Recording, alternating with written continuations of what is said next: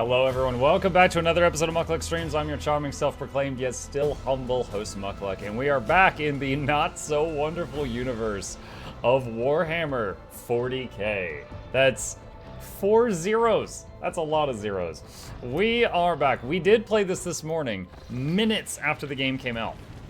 We are still in, I guess what you could say is Act 1. Don't worry, all those episodes are up on YouTube if any of you want to watch it from the beginning. And this will be the new morning game, but I didn't have any better plans tonight, and I was just, more than anything else, I wanted to get back into this. So, for those who haven't seen it, this is Mukluk. I did not know they were going to add another Von last name to my name, so I'm actually Mukluk Von Demetrius or something like that. They added another Von to it. We are very noble. The rest of these, Adira is a Psyker, Argenta is a Sister of Battle, Abelard is just a guy with a sword, but he's pretty bad A. He's probably the most powerful member of the party. So we had some level ups after killing a boss at the end of the morning stream. So Muck Von Luck has got a level up, and we got some choices to make here. First up, we get Finest Hour. When we get a heroic ability, we can use it to give someone else a full extra turn. And we get to choose a talent. Now, when I saw this, I was like, I'm gonna read this later. Okay, so what do we got? Range of your abilities increased by 3. Steal, more resolve. Whenever an ally uses heroic act, that ally gains temp wounds equal to, that's like HP, wounds are HP, equal to 10% of their max wounds. Whenever the officer uses an ability on an ally, they gain a bonus to perception and ballistics, that's like range damage, equal to... What is Fel? Fellowship bonus. It's friendship power. These bonuses stack, but half of the stacks are lost at the end of the target's turn. Inspire Courage. Whenever the officer targets an ally with an ability for the first time in a round, that ally gains willpower bonus temp wounds. Whenever an officer targets an ally with an ability for the first time in a round, they get some temp health. That's pretty awesome. So he could just scream at people and they get barrier. That's like Banner Warrior. Personal Oversight. Whenever the officer targets an ally with an action, an ability, or an attack, you can just attack allies. That ally's resolve is increased by +1 until the end of the officer's next turn. This effect stacks is prolonged. Physical Encouragement. Whenever an ally starts a turn adjacent to the officer, that officer gains additional movement points. Iron Discipline. Allies affected by the officer's abilities gain a bonus to resistance. More Than Possible. The target of Bring It Down gains +1 ability point. If they finish their extra turn using this ability with 0 AP, they will suffer Wait, if they finish the extra... Okay, so Bring It Down gives a target an extra turn, and they get 2 AP. This makes it 3. If they finish that extra turn using this ability with 0 AP left, they suffer damage from my willpower. Huh. You can also use the little buttons at the top to filter options. I mean, it's not like there's that... Huh. Okay. I didn't realize how many there were. Every time the Psyker deals damage, they gain +1 stack of Sanguine Siphon effect. If that damage was dealt to a target adjacent to the Psyker, they gain 2 stacks. When the Psyker suffers lethal damage, stacks of Sanguine Siphon are removed to reduce the damage by -1 for each stack until either all stacks are removed or the damage is no longer lethal. Biophysical Distortion. All the Psyker's attacks, including damaging psychic powers, now poison. Does 3 + 3 times Psi rating damage each turn. All Psyker's attacks, including psychic powers, now poison. That's pretty wild. More dots. Sacred Rituals. Inscribed Soul. Psyker gains Inscribed Soul. It costs no AP, but deals direct damage to the Psyker equal to 25% of your max wounds. The next psychic power used after this ability will not trigger psychic phenomena or perils of the warp and will not degrade the veil. So you can wound yourself to do a spell that is not going to hurt the veil. If you cast too many spells and shred the veil, then you make demons. Be Smart, Jinx. Tap. Wait, we don't start with Jinx? I thought we started with Jinx. Oh, I thought we had that already. Contagious Luck. Using a non-damaging ability on an ally grants a high Noxy, grants that ally the ability to reroll any failed attack, dodge, parry, character skill test, or success for 1 round. This chance cannot be greater than the base success chance of the roll. Using a non-damaging ability on an enemy grants a chance to fail. So Contagious Luck, anytime I give an ally a buff, they can reroll 1 fail. They're all options, including that int replacement you wanted. Well, I don't have high int now, so it doesn't really make sense. Good lord, there's so many options. You can get +5 to a stat. Overpower. Breaking point. Proficiency in weapons I don't have. Increase wounds. Solid projectile expert. Nimble. Combat master. Swift movement. No respite. Whenever the officer's ability grants action points to an ally, that ally also gets +1 to all characteristics for every action point gained until the end of combat. That's pretty neat. So they just keep making them stronger. That's actually pretty wild. Alright, I like no respite. At the beginning of combat, the officer gains an extra turn. During this turn, they can only use officer abilities. So I can scream orders on turn 1. Wounds are no excuse. Prerequisite, get back in the fight. I don't know where that is. What is recommended? Let's see. Personal oversight. Whenever the officer targets an ally with an action, their resolve is increased by +1 to the end. No. Inspire courage. The thing that gives them temporary health. Focus. Whenever the officer uses an ability on an ally, that ally gains a bonus to perception and ballistic skill. These stack. Blood of Martyr. Whenever an ally uses a heroic act, they gain temp health. Steel resolve. Increased by 3. Commanding voice. Range of your abilities increased by 3. Range of voice of command increased by 6. That's pretty nice too. What was the other one I had highlighted? No respite. Grants action points, also grant +1 to all stats. I think I'll give him range right now. Alright. Oh, did I have 2 level ups? Oh my god. Fellowship or willpower? My willpower is higher, so I guess I'll get fellowship right now. And then choose a common talent. And the scroll bar is smaller. Mug, if this game's recommended list is anywhere close to being as good, awful as their Pathfinder feat recommendations, those things might straight up give you... Well, yeah, but I already had my my eye on that range upgrade. That's not that bad. Favoriting stuff that looks interesting could be good. Oh, I didn't even notice that. Let's see, Combat Master... Enemies gain no melee superiority bonuses when fighting you. Nimble, plus 10% dodge. It will not die. Increase wounds by half of character level. It will not die. Breaking point.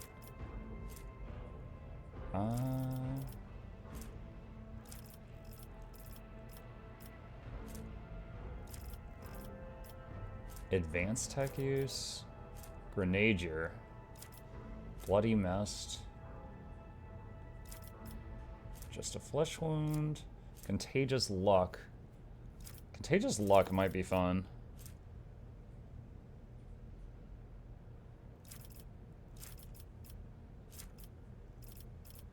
What is these? Sacred Rituals. Psychic powers have a 25% chance to regain AP spent on psychic powers. Blades of Light. Force attacks do more damage. Enforce Reality. Usage of a heroic act decreases veil degradation. Psychic Barrage. Whenever the Psyker uses a damaging psychic power on targets 6 cells or farther from the Psyker, they get bonus BS damage. Bullshit damage? Ballistic damage. Okay, yeah, that makes way more sense. Second Sight. The Psyker's psychic powers that have a range of 2 cells or more have their range increased by perception. Stabilizing factor. First psychic power used each turn increases veil degradation by 2 points less.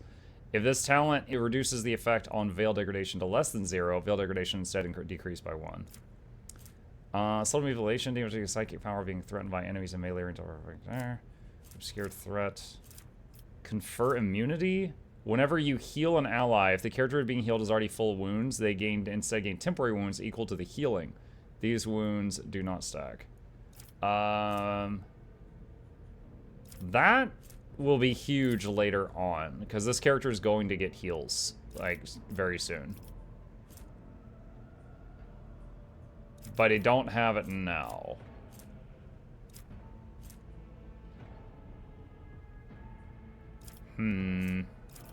Deterioration. Bonus BS damage must be intentional. Just imagine working tech support, getting on the phone with someone, just start taking BS damage. Like, oh god. Chain weapon? You can get a chain weapon? Or maybe that means like chaining, like doing multiple attacks back to back or something. Dude, I got all excited there for a second. I thought we got chain weapons.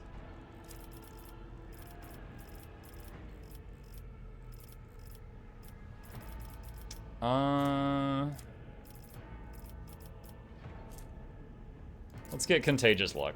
That sounds fun.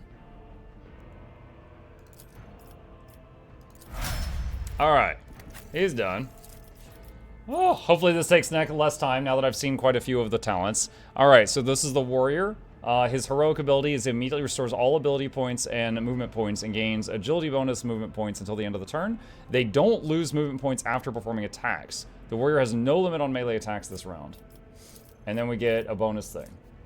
Whenever an enemy attacks the Warrior's next melee attack against that enemy does additional toughness damage. Does not stack, but it can be reactivated after another attack made by either the same enemy or a different one.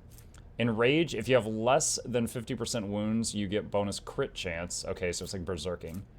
Epicenter of Slaughter. Whenever the Warrior is attacked, they gain +1 stack of Epicenter of Slaughter until the end of combat. At the start of their turn, the Warrior gains +1 temp wound for each stack. These temp wounds cannot exceed the Warrior's toughness bonus. Oh my god, infinite small healing for every time they get hit. That sounds awesome.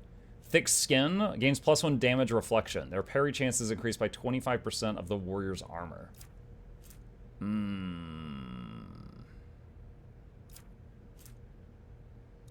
Let me see. Damage or deflection. Changes the amount of damage the Doctor Enemy has a character. Okay. Let's get Thick Skin. What is Living Shield? Oh, there's a lot of good stuff here for Warrior. I'm gonna get Thick Skin here. Can't go wrong with that. Alright, and then we got another thing here. Alright, so we've got Thick Skin there, so we get to pick another one here. Maybe Epicenter Slaughter. Ramming Speed. Oh, +3 to range of charge could be nice too. Enemies suffer -10% penalty to their hit chance with ranged attacks against the Warrior for every enemy and a 1-cell radius around the Warrior. Oh, so it's like you're using the enemy as a living shield. Oh god. Clenched Teeth. Gains plus toughness bonus damage deflection. Hardened Scars. Whenever the Warrior is hit while under Endure, their damage deflection is increased by 1 until the next turn. Let's get Epicenter of Slaughter. That honestly sounds fun. Weapon skill or toughness? Let's go toughness. Alright, he's done. In other media, you see them waving chainswords around all the time. There are chainswords. We do have that. Also, hi Chip. What's up? Lol says, howdy, not related to this game, but I'm watching a Riftmaker series. I wanted to try Brutal, but I noticed I don't have access to the laser sword after building an armory. Do you know why that is after beating the game on normal? Hello, Lolin. Yes, the laser sword was added in the, God, what is it called? Metal Terror? Or their first expansion. The chainsaw, the laser sword, and a handful of other weapons were added in that expansion, as well as all the expansions. But the laser sword is from the first expansion. I think it was called Metal Terror, so you might have to beat Metal Terror or play it enough to unlock it, if you haven't already. Okay, so we got Idira, who's like an offensive psyker. Dismantling attack. The operative immediately inflicts 1 exploit on all enemies in combat, then makes a free attack against a target. That attack always hits. Until the end of combat, if the target of this attack suffers a -30% penalty to dodge and armor. I love those until the end of combat things, that you could just keep getting more bonuses out of. Like, more benefits. I really like that. Let's see. Pick a trait. Whenever the operative triggers an exploit, the operative gains +1 damage and 2% armor pen until the end of combat stacks. That's amazing, because we trigger that a lot. First target attacks enemy that is full wounds. Attack does +1 damage. It's an exposure. Expose weakness costs 0 AP. Alright, Tide of Excellence for just have her stacking damage the whole fight. Perception or Int? I don't really know what she uses Int for. I know she uses Perception for quite a bit, so I'm gonna get Perception. And then we pick one more. No Game Awards live reaction. Road Trader's too good. I have never watched Game Awards ever. Not that I have no dislike for them, but I've literally never watched them. There's no draw. I have no interest to see that. I'm hooked on this right now. We'll have a stream with just chip window. Yes, here we go. Just that the whole time. Just the loaf. Swift movements, dueling mastery, nimble.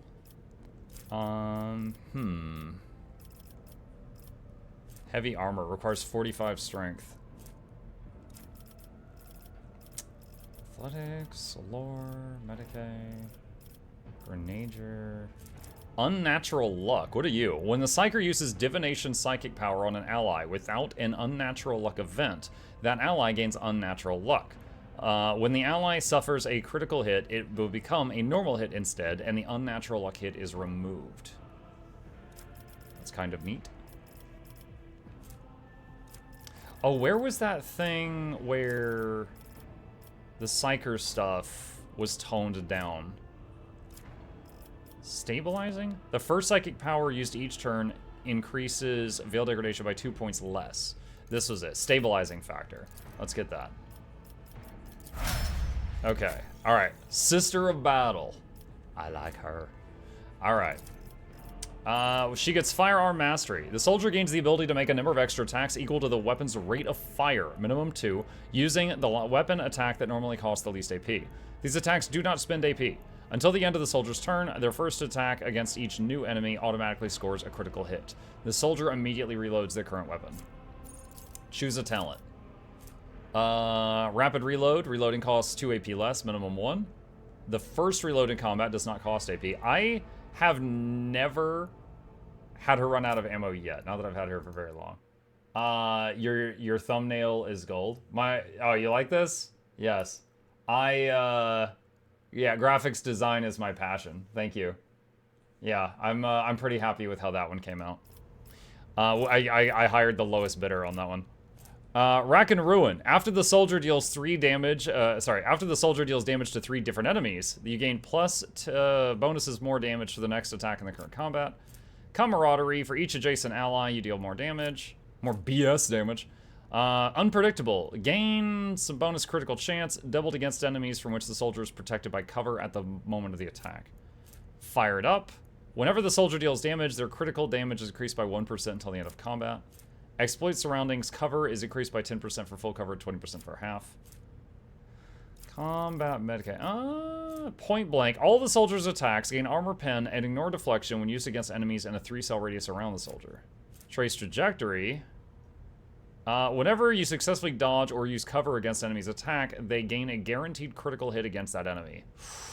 That could be amazing. I'm assuming a critical hit means a guaranteed hit also. Like, it's not... I'm assuming you can't have a critical hit and then it misses. Enough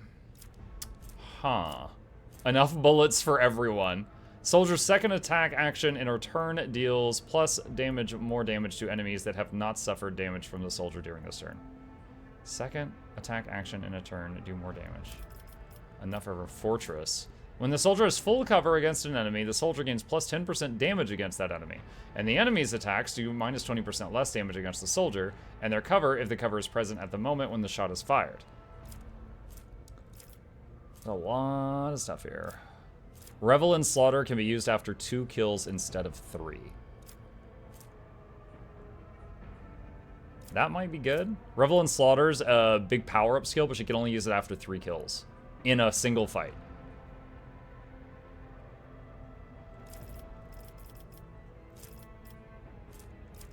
I'll do that. Swift Slaughter. Okay, and then we get Ballistic or Agility. Probably Ballistic, since she basically is just pew-pew.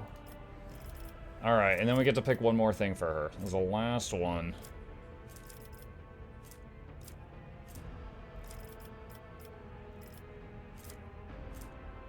Medium armor does not reduce dodge. Bolt weapon attacks gain plus 10% armor penetration. Plus 10% armor pen. That could be good. It will not die. Attack with the second the current weapon set in addition to each one per round. The character can attack with the second weapon in their current weapon set in addition to the usual one attack per round. This attack suffers minus 20 penalty to weapon skill and ballistic skill and costs 1 AP more.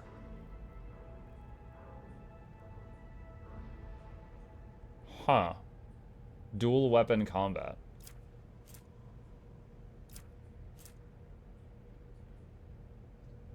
But that's an extra chance to blast someone.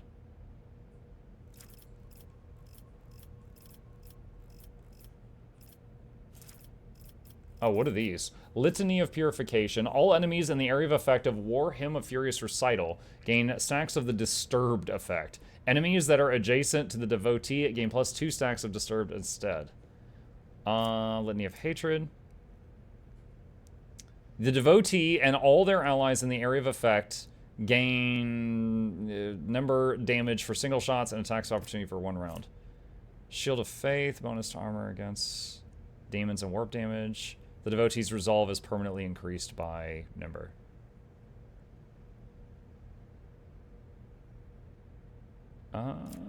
Emperor protects. Will everybody's gonna see me attack. Let's see faith. Dude, I don't know. What do you recommend? Let me just see what's here. Reloading, Rack and Ruin, Camaraderie, Unpredictable, Fired Up is okay. Cover efficiency is increased by 10%. Maybe Exploit Surroundings. I guess we'll get that. Being able to use cover well is certainly not bad. It's just not super exciting either. Okay. Alright. Save all that. Let's see. So these guys survived that boss fight. Let's try to talk to one of them. The Emperor protects. Yes, he does. Where do we need to go now? Yeah. Ravor, Master Helmsman, system status report. Master Helmsman Ravor. By the Emperor, it's the Seneschal, living and breathing. The white-haired man with sickly pale skin salutes you. Well, there's a tricky question. The whole place is so overgrown with foul wickedry, we'll be scrubbing it off the vid screens for throne knows how long. What was my voice? Okay. We need to re-establish contact with the Navigator's Sanctum. It is our only chance of escaping from the warp. Your words seem to knock the officers out of their stupor, and the air around you fills with voices and commands being issued. You hear someone sobbing, one of the survivors buckling under the stress. Abelard cuffs the crying officer without even looking. Doesn't even look. Restore the Vox channel to the Navigator's Sanctum. Ready the crew. Prepare for translation to real space. Abelard pauses for a few seconds before turning to you. Muck von Luck! You may call me superstitious, but translation is not a good time to disregard rules. You are the only one who speaks for House von Valancius. You may not be the Lord Captain, but you, more than anyone else, deserve to take her place in the ritual that is about to commence. He directs your attention upward, to the throne that sits at the apex of the tall staircase. What must I do? Take the Lord Captain's seat. Under the final preparations, wait for the officers to report. Bah! Blast it all to the void. Translation is a craft, not something to be explained in a tick. Just go up to the throne, Master Muck von Luck. These people are about to do the impossible. The least they deserve is the solace of seeing a figure sitting in the usual spot. Please hurry. Every second we waste is a terrible risk. I am ready. Begin the ritual.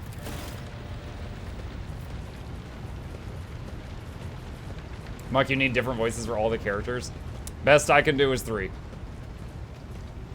Muck Von Luck. Yeah, I didn't know they were going to add another Von to my name, so I'm Muck Von Luck Von Bob or something. The image before you is hazy, swaying in sorcerous currents invisible to mortal eyes, as if whatever is beneath the thin shell is constantly changing while still remaining the same. It has taken on the guise of Theodora, but the false rogue trader's eyes reveal the entity's true surreal nature. One of Theodora's eyes is engulfed in otherworldly fire. The other, a vessel of ancient evil, bores into you. A voice seeps directly into your brain without ever reaching your ears, and this voice booms with all the horrors of the warp. Who are you to oppose destiny itself for the sake of lives that are not your own? So many threads stretch between you and other creatures of your world. Pitiful, worthless links, ready to shatter at the slightest touch. A muddled, erratic, pointless tangle. It resonates and merges with the voices that have already dug their foul roots into your consciousness. A moment later, you realize that all these voices are the myriad manifestations of the same call that has finally invaded your mind.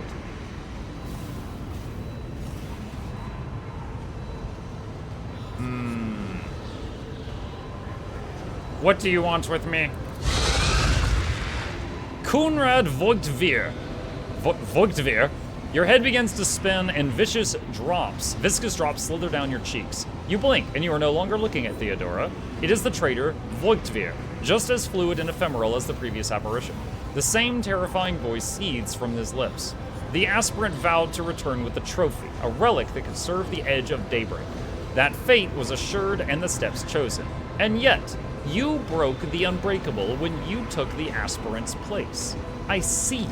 On the day when the final dawn rises over the iron world, I see you by my side on that day, the day of my resurrection. Adira. The image is scattered by invisible sorceress winds. You see Adira, her eyes aglow with the same sinister flame. Your image is woven into the tapestry of things to come. I am the will of the Weaver of Destinies, and I will lead...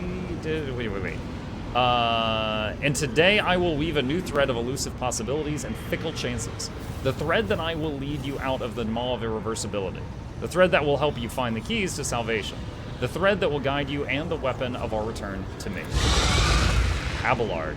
A cavalcade of hazy glimpses of a future yet unknown passes before your eyes. A flash of crimson, purple. The images replace one another in a violent kaleidoscope without ever letting you get a proper look at them. Through the rippling mirage, you see a twisted image of Abelard, the royal seneschal of the Destiny. The path is set, child of the dawn. The thread is woven. Follow it, servant of mine. This isn't trippy at all. Master Helmsman Ravor. Ravor turns around and looks up at you. He hesitates for a few moments, then addresses Abelard, who is standing next to you. Seneschal, the navigator's sanctum is silent. The Vox signal is stable, which means... Abelard nods absent-mindedly. The navigator gave his life battling the storm that nearly claimed the Von Valancius flagship. We will honor his memory along with that of all who died this day. Master Helmsman Ravor. Ravor does not look away. He is giving you a hard stare, his white brows furrowed. Seneschal, will you tell us now? Who is that? Where's the Lord Captain? As first officer, it is my duty to inform you, with the greatest regret and indelible sorrow, that Lord Captain Theodora von Valancius is dead. May her memory never fade from the annals of the dynasty. By right of blood succession, and with the absence of other kin who could challenge this decision. Say nothing. It is hereby declared that the successor to Theodora von Valancius is her heir, the rightful inheritor of the warrant of trade, and the title of Rogue Trader. The official ascension ceremony will be held at a later time. In the interim... have you lost your tongues? Hail your lord. It is because of his toils that we all still live. So now I'm Muck von Luck von Valancius. The deed is done, Master. My apologies. I meant to say Lord Captain. Other guy died? Yeah.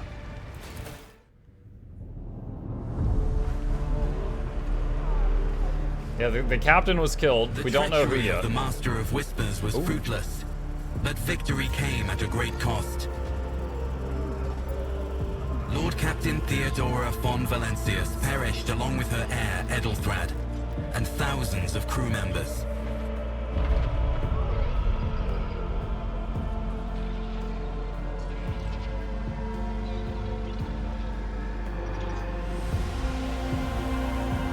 Yet hope remained, for the second in line to the Rogue Trader dynasty survived, and through the strength of his resolve, saved those who were counting on him for protection.